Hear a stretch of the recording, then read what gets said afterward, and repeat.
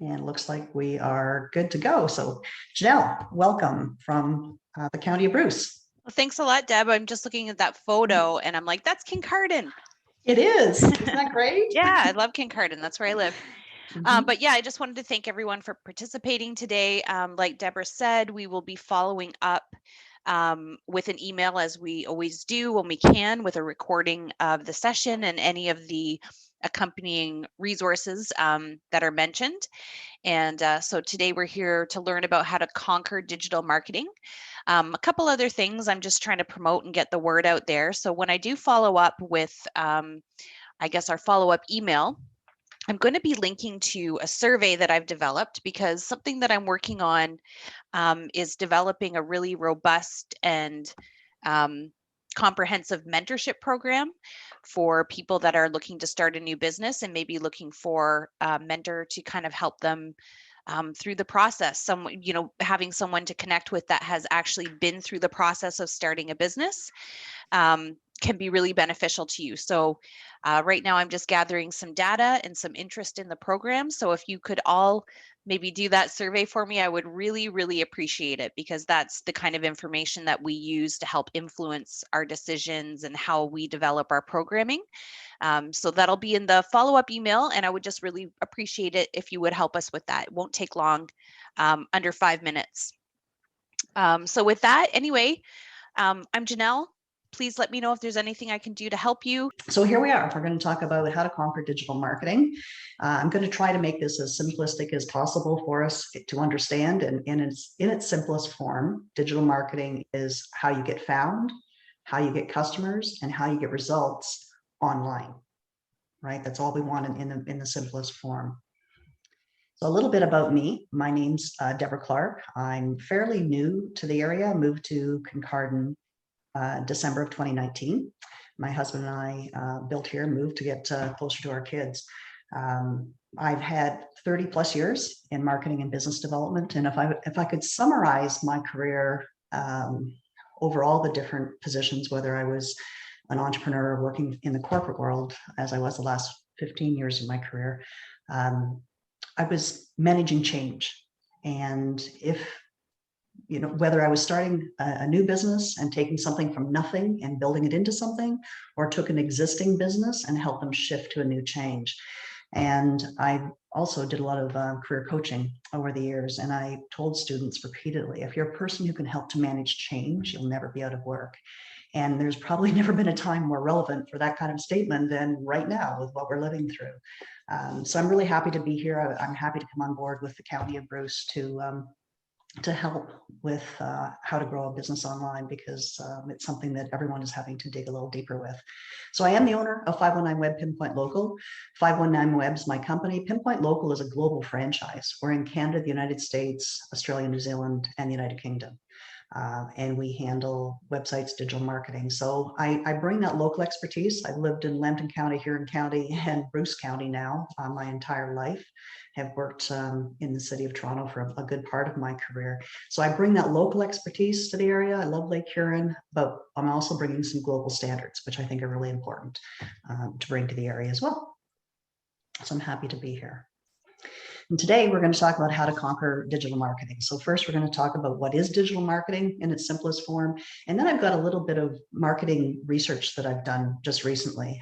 The research is called Connecting the Dots 2021. And we're just starting to see some new research from pandemic, so from 2020, and starting to recognize some of the trends and some of the changes. And I thought before we talked about digital marketing itself online and the technical aspects of digital marketing, I thought it was really important for us to review some of the latest trends that we're seeing emerging in marketing. And I think you're going to be happy with the results, because it's very relevant to us here, right here in Bruce County. And then I'll go into the digital marketing simplified, how to get found, get customers, get results. And then I'm going to share with you a new platform that has been developed by Pinpoint Local globally that allows you to do 20% of the work and get 80% of the benefit. So I'm really happy. It's something that's being released in May, and I'm happy to be able to share that with you at the end of the day. So what is digital marketing in its simplest form? It encompasses all marketing efforts that use an electronic device, so our iPads, our phones, our laptops, our computers, or the internet. So there's no wonder that people get overwhelmed when they start thinking about digital marketing, because it's anything that you do that's marketing related online. That's it, right? It's anything you do marketing related. So anything you do online to help you get found, get customers, and get results, that's digital marketing. That's what that is. And I know it's overwhelming. People are so busy, small business owners are so busy running their business, you don't have time to research digital marketing, let alone implement it, right? It's two different sets of skills. And with so many options out there, it's hard to know where you're going to really get results and where you should be putting your time and attention. It's the terminology, it's like its own language, isn't it? It's very confusing. There's SEO, which is search engine optimization, and getting reviews, and Google rankings, and social media, and hashtags, and Google My Business. Like, you don't even know where to start, and I understand that. And then those of you that have spent a bit more time in the digital marketing arena, you start thinking about your competitors ranking above you, and how come they're ranking better than I'm ranking, and it changes. It's very fluid. At the more basic level, you might be concerned about the changing landscape, and you know that you need to jump into digital marketing, but it's intimidating, and you don't know how you're going to leverage that digital presence, or you're not even sure the best way to connect with your own customers. So you start thinking of your targeted audience of customers and how are you going to connect with them online. And I get that. Well, what I do need to share with you is that digital marketing is here to stay. It's not going anywhere. And so we do need to spend a little bit of time with it. The trend with digital marketing, you'll see on the map, the bottom yellow arrow is about 2012 when it started to really take off, isn't it? And it certainly in 2020, we've seen it go through the roof. I worked in my corporate career. I retired in 2014. And you can see by the graph, we started about 2012, and we were heavy into digital marketing. And digital marketing at that time pretty much represented email sequences. So you would bring people into the top of your funnel, as many people as you could, and then there would be email sequences to bring them through to the point of purchase. And that's kind of how we started. But since that time, there are so many more ways that we can draw people in into our funnels and to go from being a prospect to a customer in our business. But one thing for sure, digital marketing is here to stay. And this is a statement we're going to be saying for a lot of years, isn't it? Then 2020 happened. I can't tell you the number of small business people that I've talked to in the area that had just started businesses in 2019 or 2018, and then 2020 happened. So all the rules changed in 2020. Companies were finding themselves having to rebuild and figure out, maybe to rebrand even what it was they were doing. There was a lot of changing that people were going through in 2020. And what worked before might not work now, and it might not work in the future. So even what you're doing right now might be different than what you have to do in the future. What's clear is we are in the middle of a global crisis, and when it ends, we might not even realize it's ended. That's the tricky part. So when people refer to the Great Recession, there's not many people that can pinpoint exactly when that ended. So there's not going to be any switch at the end of this where we can say, okay, it's over, wipe our hands, business back to usual. It's just not going to happen like that. So we have to figure out how to make changes. We have to recognize the changes that people are making in their behaviors and how we adapt our businesses to those new behaviors and those new needs, right, that are out there now. So today, I do want to share a little bit of research in that area, because to me, this was a very, very interesting. What does a marketing strategy look like? What are some of the behaviors that have changed and what we should be paying attention to in 2021? This lovely lady is my mother. She's 82 years old. And this picture, I think this is something else we're going to start doing. This is a before picture because we're in a store, no masks, right? People are going to start qualifying pictures. So this was a 2019 picture. We were actually in Scotland. This is in Glasgow, Scotland. My mom, my sister and brother and I were on a bit of a heritage trip, and her iPad shut down. It's probably this one that we purchased in Glasgow at the Apple Store, probably her second or maybe third iPad that she's had. So she is a good internet user.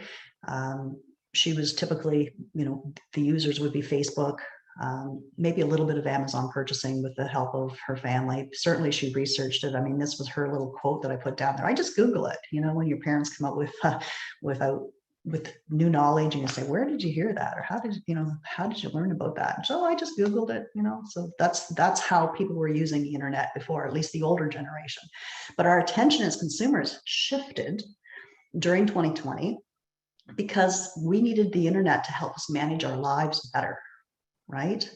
And because of that, behaviors have shifted too. And this is the part that I find really interesting about this research, is we go into a little more detail about what shifts have happened and what behaviors have changed. So you can see on the bottom of this slide, it's Global Web Index is some of the research that I was looking at. Their report is called Connecting the Dots 2021. And I do have a PDF copy of that. If anybody wants one, you can just send me an email to Deborah at 519 Web. I'm happy to send out the full report to you. And it's done in a rather creative way. It's not just writing. They've got some nice slides to show you the full report.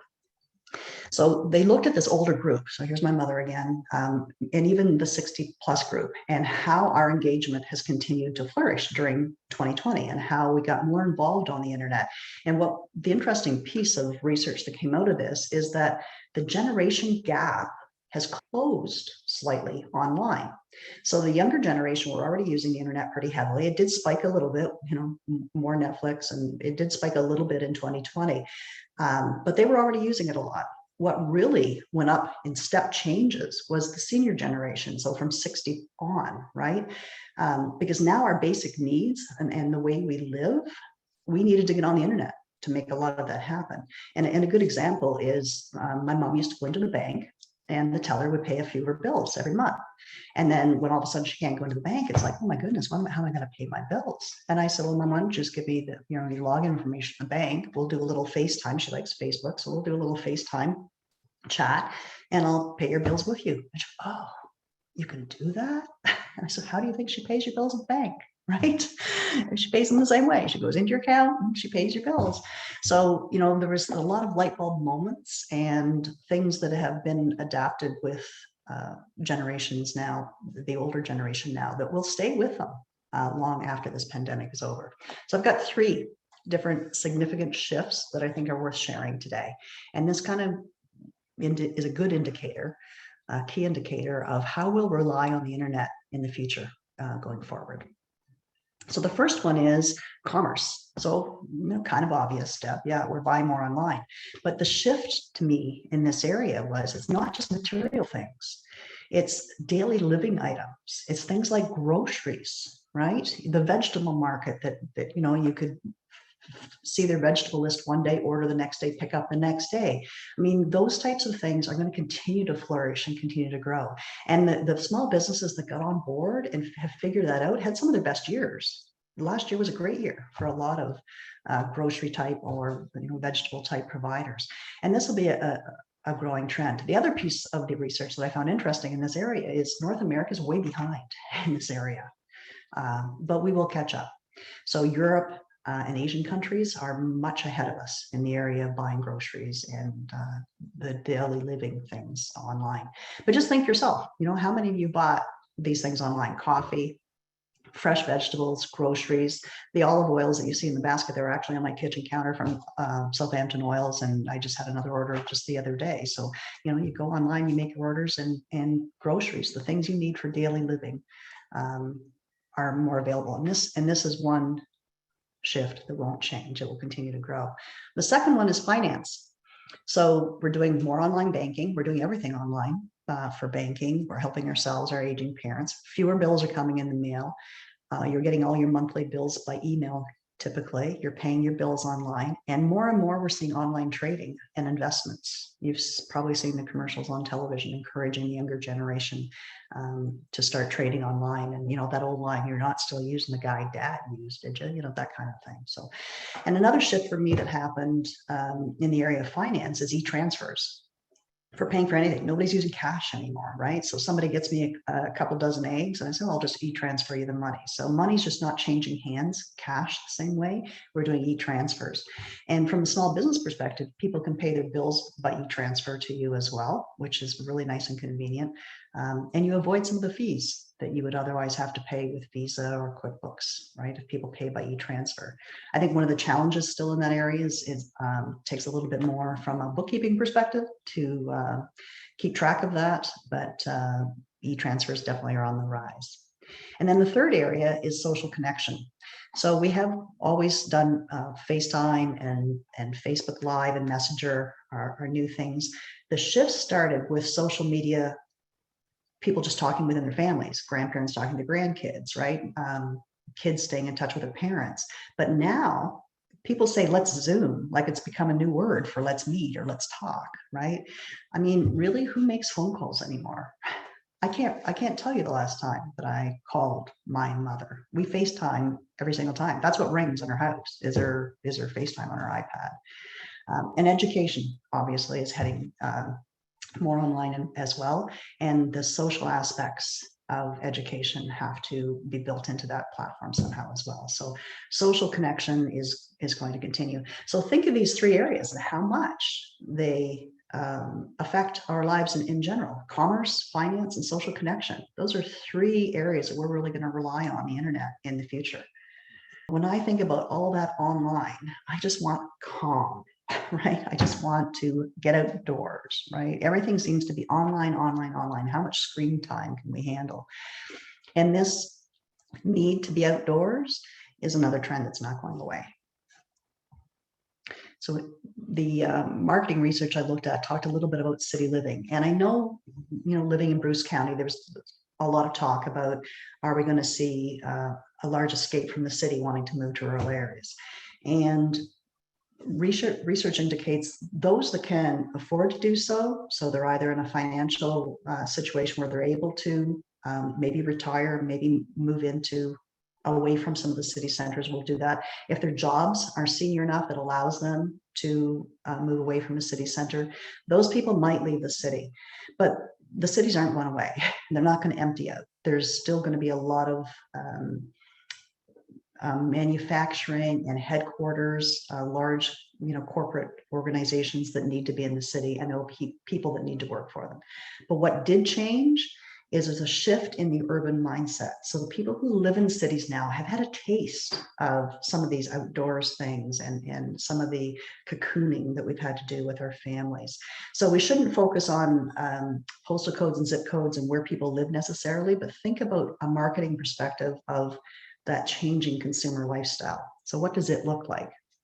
Well, during the lockdown, we were forced to adapt, to step back and really think about what brings us joy. We spent more time with our families. We spent time playing cards and non-computer games, right? And we found what brought us joy, and it might not have been the same as what brought us joy before. Nights out with friends transferred into nights in with your family. And the money you save make our homes more comfortable. We started into the baking of bread and the pets and all the comforts of home, right? Became more important to us. Cooking became more important. So these are all marketing trends that people can jump in on, and they'll thrive. And then there's, of course, that daily escape, getting outside, the exercise slot. These are all things that aren't going to go away. So it doesn't mean our cities are dead. It doesn't mean people are going to empty out the cities, but the relationship that people have with the way they live in the cities is what's shifting. And that's good. I think that's a good thing for us and for small businesses to recognize. So the behaviors that were mostly associated with suburban culture or rural living have now sprawled across the young populations in these different cities, and it's slowly becoming new consumer interests. So these outdoor walks, RVing and camping and biking and hiking and living with pets and enjoying neighbors. And the last one's a big one, because I don't know if you've ever lived in a city, but lots of times you didn't know your neighbor.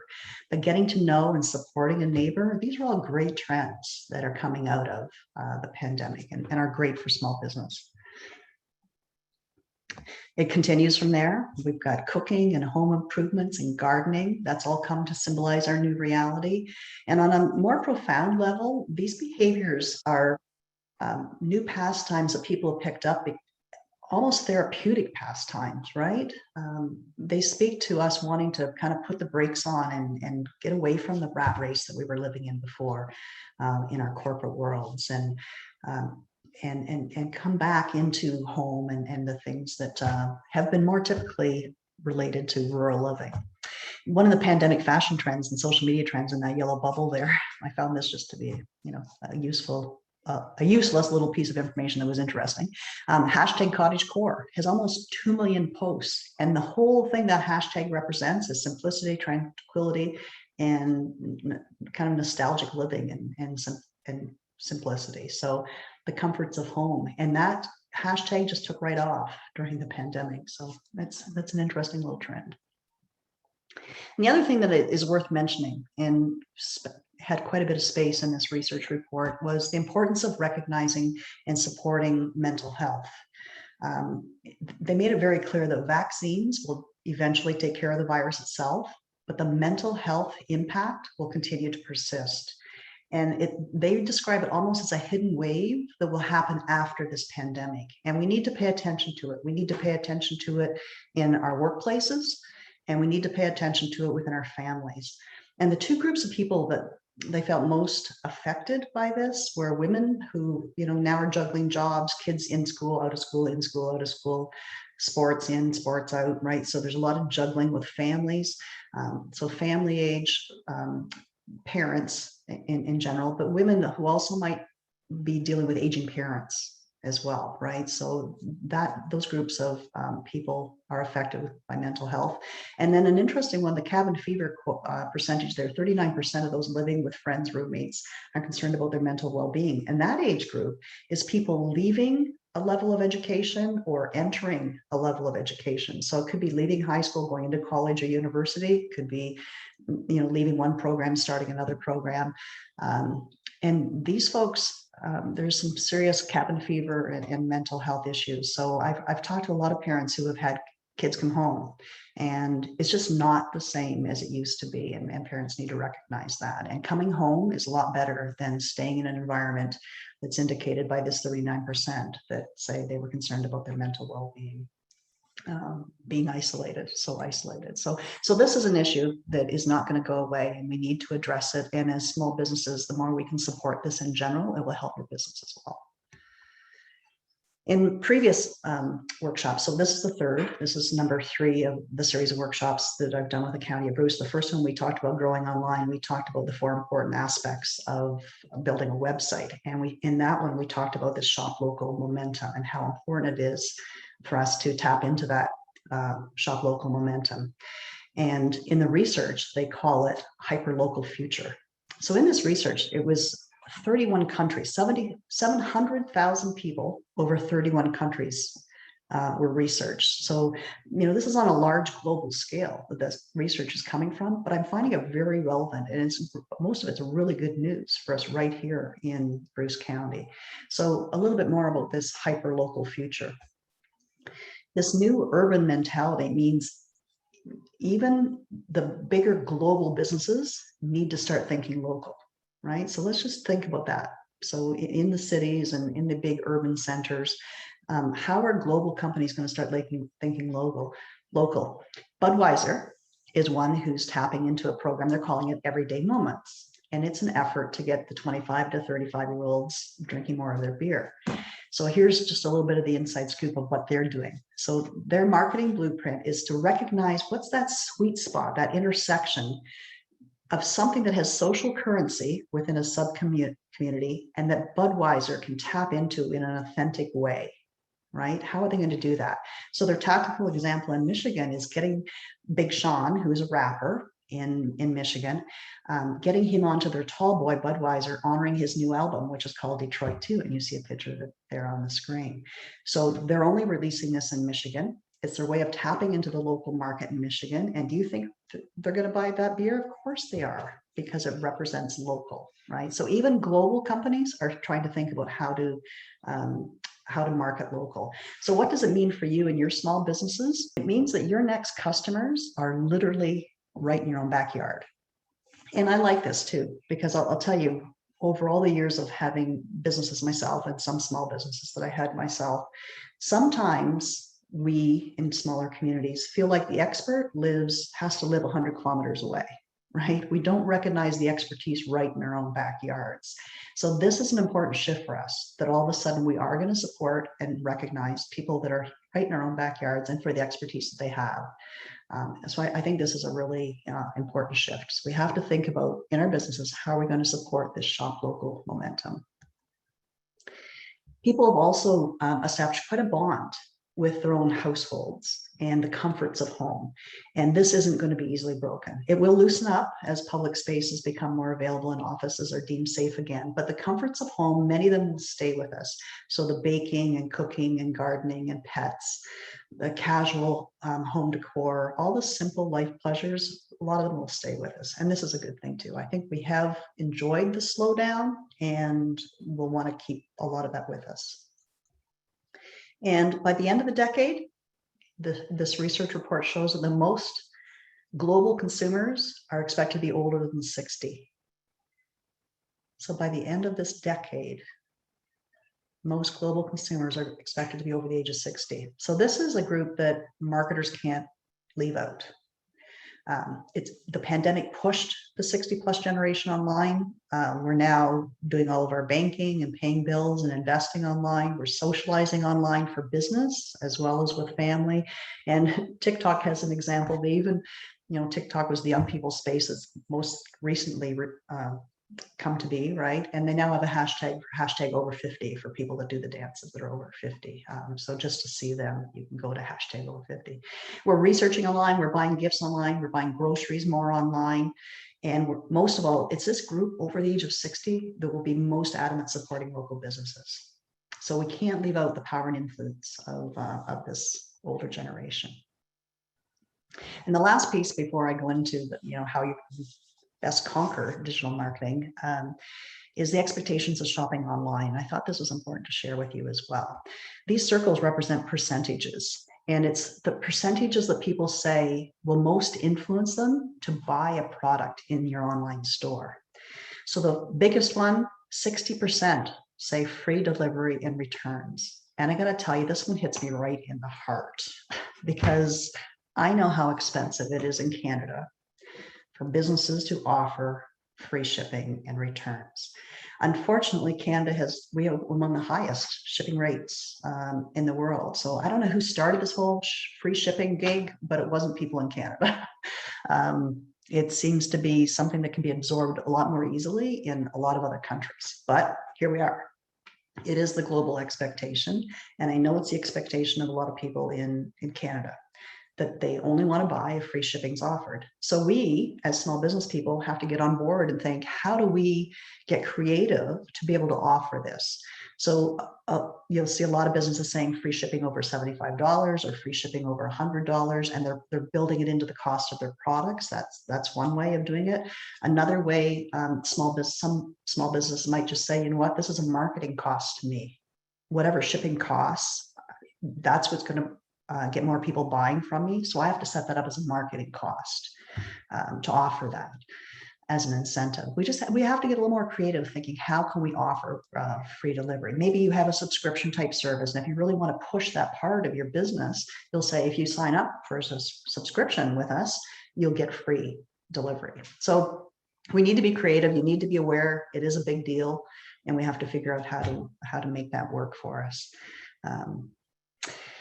And it makes me sad. But anyway, that is reality. That's what research tells us. The next one is how quick and easy your checkout process is. That's kind of common sense. You don't want people to have to do things twice. It's got to be quick and easy and straightforward. Very, very important. If your brand supports people during COVID, that's interesting. 30% of the people who shop with you online, if you have supported people during COVID and have made that apparent, that's important to people. So these next three are kind of the same, 29, 29, and 28. The white circle is kind of a new one that emerged. If the shopping experience is entertaining, they're more likely to do business with you. So isn't that interesting? Thinking about how we can make the shopping experiences more entertaining. And then if the brand supports social causes. We talked about, mental health awareness is a big one for sure, but any social causes in your communities, that's big to people. Make them aware of it. Make them aware that how you support community in your websites. The ability to virtually try on something or test a product. Interesting. Be creative how you can come up with that. And viewing a live product demo. I've seen a lot of retailers doing a really good job of this, going on live, right? Facebook Live is pretty easy to work with, and to show people things that you've got in the store is great. And you need to continue that. It's part of the entertainment aspect too, right? A live Q&A session with product experts, 17%. A recommendation from an influencer is 16%, and scarcity, limited product supply is 14%. So this is the percentages of what makes people want to actually check out and purchase with your store. So that's a lot, but I do think it was information worth sharing. It was certainly information I found enlightening to me. So let's get on with it. Digital marketing simplified. So remember, it's all of our marketing efforts that use an electronic device on the internet to help us get found, get customers, and get results. So let's look at each one of these just a little bit more. How to get found. So local search engine optimization plays a big role in getting found online. And these are some things that you can do. All the things in this list are things that you can do to have a better local SEO. Setting up a Google My Business profile. It's a free profile that you can get with Google. Google is one of the biggest search engines. It makes sense that having a good profile with lots of activity on it will help with your local SEO. Your goal is to get into that top 6-pack or 3-pack. It depends the size of the community, whether it's a 6-pack or a 3-pack, but the top local listing where it shows you on the map and shows you in the top 3 to 6 places. You need a good website. And you need a good website built with search engine optimization in mind. So some of the template sites that are out there, they're pretty easy for people just to throw up. They don't have very good SEO. So that's important. It's not just any kind of website. It needs to be content rich. You need to be thinking about relevant keywords. And the thing that I want to say about websites is a website is like your bricks and mortar online. Right? You own that space. When you build a website, you own that space. I think of social media as the marketing aspect of your business, and you kind of rent that space, right? But you really own your website. And that's why it's important for you to establish a website that's very reflective of your real world business outside of online. It needs to be as professional as your business is. It needs to be a good representation of the work that your business does. So it's a key piece for sure. You need to get found in major directories. So in Google and Facebook and Yelp, and if TripAdvisor is relevant to your business, you need to be showing up there as well. You need to establish some reviews. So reviews are like currency online these days. And if you nurture your customers and you collect reviews and then you have to monitor them, reply to them, this is going to help you online. And consumers are getting pretty savvy. We're not expecting everything to be a 5-star rating. If you have a negative review or something that's not as good, what we do expect is that you respond to it and tell the person we'll take it offline, right? I'm sorry that you had that experience with us. I'll be reaching out to you today to talk to you further about it, right? That's as someone on the outside looking in, that's all that we can expect. So make sure that you respond to your reviews. And then there's a lot of technical SEO stuff. And this is where I say to people, you don't have to educate yourself to do this. Let somebody else who has this expertise do it for a few reasons. It's like a whole different language of its own. When you start talking about backlinks and fixed and broken links and title tags and meta descriptions, citations, I mean, that whole world changes so fast. You shouldn't be wasting your time on it, right? You should let somebody else take care of that piece of it for you. The other things you can monitor yourself above. So getting new customers. You want to get found online because we Google everything. You need to know that your website online matches your customers' expectations of doing business with you. So when they do search you, they come to something that's mobile friendly and something that's very representative of your business. You want to use social media for marketing and for buzz and growing a following. Figure out what are the best social media platforms for your target audience? Is it Facebook, which is more and more an aging population all the time? Is it Twitter, which is just words? Instagram, more the younger generation, and it's picture based. And LinkedIn is for your professional network, right? So these store owners, professionals, all hang out on LinkedIn. The next way of getting good customers is building a list of, and what we mean is an email list, right? So building an email list and having a way to capture names and emails so that you can continue to communicate with people. List building is considered an asset. When you go to sell your business, one of the things you might be asked is what size of a list you have. And if you've got a list of 5,000 or 10,000 customers and people that work with you that you can communicate with, not just followers on Facebook, but an email list is a list that you can send out an email and get almost immediate action from, right? So building an email list is an important thing to do. And if you don't have one, you need to start that email list.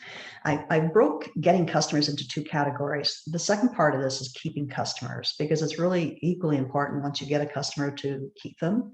So again, being found online when they need you is important. But the second part of that is, if you've got a good customer, they're the best word of mouth for you. And if they're going to, we don't exchange business cards anymore, right? If you're sitting around a campfire and you're talking about some good experience that you just had, people are going to take away the name of the business that you shared with them, and they're going to Google it. That's what they're going to do. They're going to search online. So people are more likely to refer you and to talk about your business as a referral if they know you've got a good web presence. Because they're going to say, oh, just check them out online, because they know you're going to be easy to find. So think of that as you're looking for referrals and word of mouth, building your business word of mouth. Keep your website up to date. Keep your social media up to date, just to stay top of mind with people. I think of that as the marketing piece.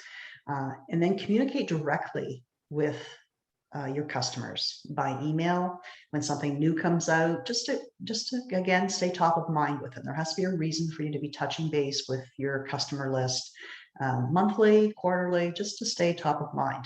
You want to request reviews and you want to respond to them. So you need to not be afraid to get out there and ask for reviews. So the last one is get results. And the one thing I like about digital marketing is you can measure results a little bit easier, right? And with past marketing efforts, you can put an ad out, a radio ad or a paper ad, and unless you had some kind of a coupon attached to it, it was pretty hard to measure the results of that marketing effort. But with digital marketing, it's pretty transparent. You're going to get to monitor traffic to your website. What pages specifically are people coming to? You can list your Google My Business hours and keep that current and up to date on your Google My Business page.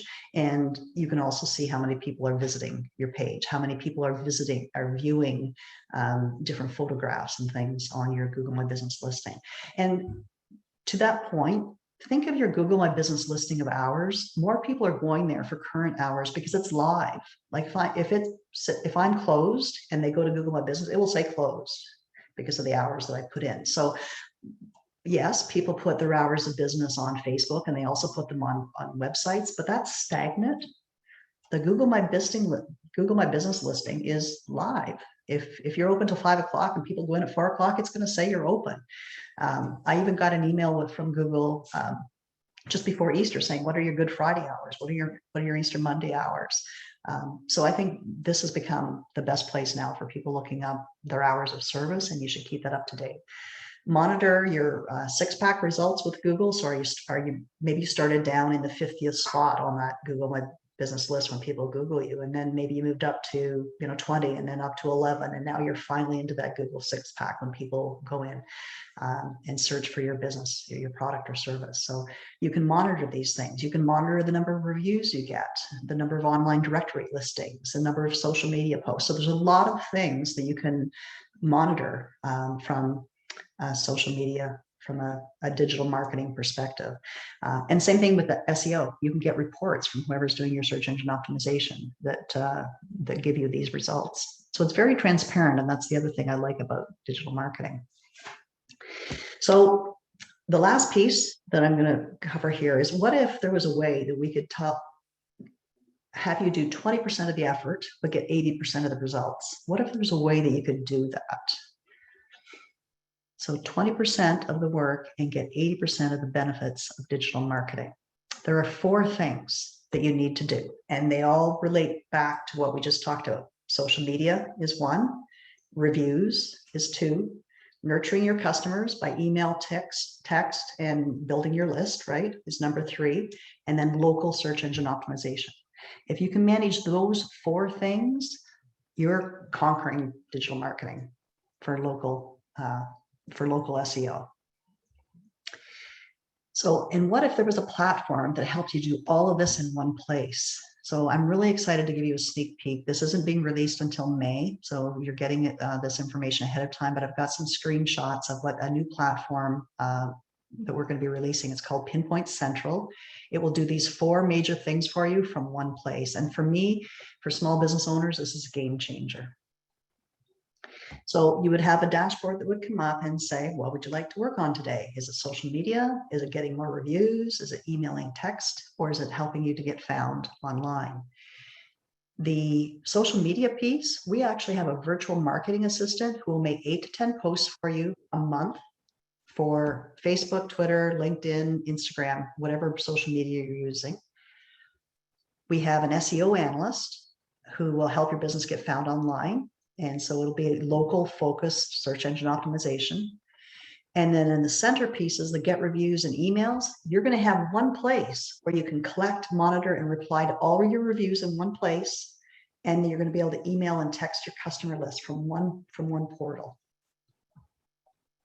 So if you see down the left-hand side, there's a line. The first one is social media. So when you come to the social media page, the one thing that you would do every month is you would approve posts for the following month. So that's what the yellow arrow is.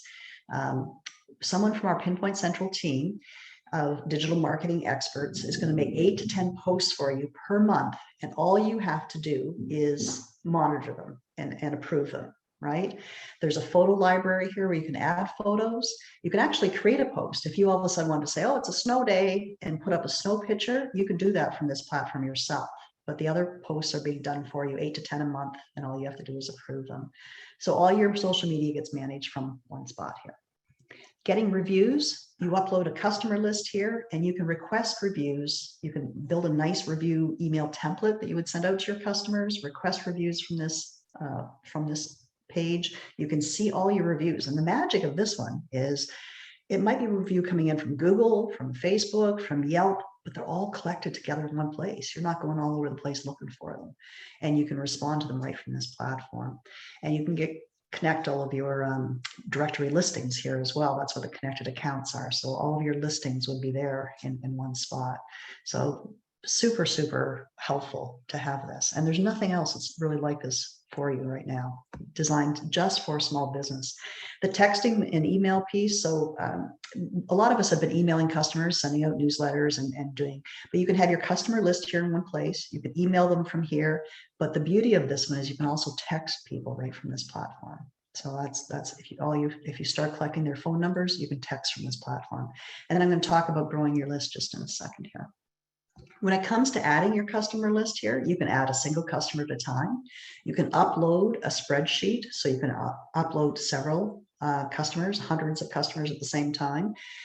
And you can also dedicate customer groups. So maybe you've got a group that are just prospects, and maybe you've got another group that you communicate to differently because they're already customers of yours. They've already bought from you, right? So you can segment different customer groups. The grow your list piece that I said I would refer to is there's a form you can build here. And a lot of people call them landing pages, opt-in pages, where you have a page where you can collect a name, address, email, and phone number. And there's so many different uses for this. When it was first being designed, there was a lot of restaurants we were thinking about, and they would want a QR code, that black code that's in a square box that people can scan to their phone and then add their information. That can be done with this form. Think about even on a shopping cart and then being able to scan the list and take advantage of an ad. There's so many applications for it. A beauty salon that I'm working with is going to put this on their iPad at the checkout counter. So all the regular customers, when they're checking out for the first couple of months, they just put in their name, their email, and their phone number. And in a couple of months' time, because all the appointments have run through, she's going to have her entire list electronically online without having to have someone else do it for them. And then the last piece, getting found. Again, the yellow arrows there because we have a team of pinpoint local professionals behind the scenes who will do the search engine optimization for you, and you get a monthly report. But other things you can do from the search engine optimization is set up your Google My Business account from here, go through the SEO wizard, so there's information we would need you to provide us, and request reviews are all things that you can continually do for search engine optimization. So we're pretty excited about it. You know, these are the 4 things: social media, done for you. All you have to do is approve it. Reviews are easy to do, all from one place. You can send emails and texts and build your customer list from one place. And this local SEO, all that technical search engine optimization, done for you. We give you a monthly report. So how much would this kind of digital marketing help be worth to you? To me, this is a game changer for small businesses. Consider the lifetime value of just one new customer. If this service brought in one new customer a month, what would that be worth to you over a lifetime? And consider the cost of hiring someone who has the social media experience and also the search engine optimization experience. They're typically not the same person, for number one. In our case, they aren't. We've got experts in both categories that work on these accounts. It's expensive, and it's hard to bring somebody on and train them and keep them trained up in these areas because the training is expensive as well. Central, this that I just talked to you about, $397 a month. So for $400 a month, I mean, we can't even provide social media posts for $400 a month, let alone all the other things that are built into that platform. So for marketing dollars, $397 a month, call it $400 a month, you get Pinpoint Central managing everything in one place from you. The middle piece, we call it our social media package. Some people don't even want to approve the posts. You know, they say, you guys just take care of it. You approve them for us. We just want to be hands off with social media. We'll do that. We'll have our in-house team at 519 Web do that for you. And so that's $597. And then the last package is full service. Some people say, yep, I understand the platform. That's what we need to manage our digital marketing online, but we want to be hands off. We will manage the account for you for $897 a month. So I'm pretty excited. This is a game changer to help you get found, get customers, and get results. So I hope that this provided you with some good information today. I hope that you learned a little bit more about what digital marketing is all about and some of the things that you can do with your own business. I would love to hear from you. I'd love to help your business grow online. Feel free to reach out to me at Deborah at 519 Web anytime, and I'm always happy to chat. And thank you to the Business to Bruce for bringing me on board and with the 3 workshops that we've already had about growing a business online, how to set up a Google My Business listing. And that one is on their website. And there are slides and a document, a PDF document of how to set up your Google My Business listing. So go to their website to get that information. And if you'd like a copy of the research report, Connecting the Dots, just send me an email. I'd be happy to send that out today too. And I see Janelle coming on board. I'm going to let her say our final goodbye, but I'll say lastly, we will have a little bit of Q&A at the end here. I'll open up the chat box myself and have a look there. I'm happy to get feedback from you on a scale of 1 to 10. How was today's workshop for you? Was it what you were expecting? And did it give you some new information? So feel free to share that number on a scale of 1 to 10 in the chat box, because I get to save that after as well. So Janelle, closing remarks? No, thanks a lot for that, Deborah. It was very comprehensive. And just again, there's, going to be a Q&A session right now if you do have any questions. And sometimes if you're like me, I always think of questions when it's too late.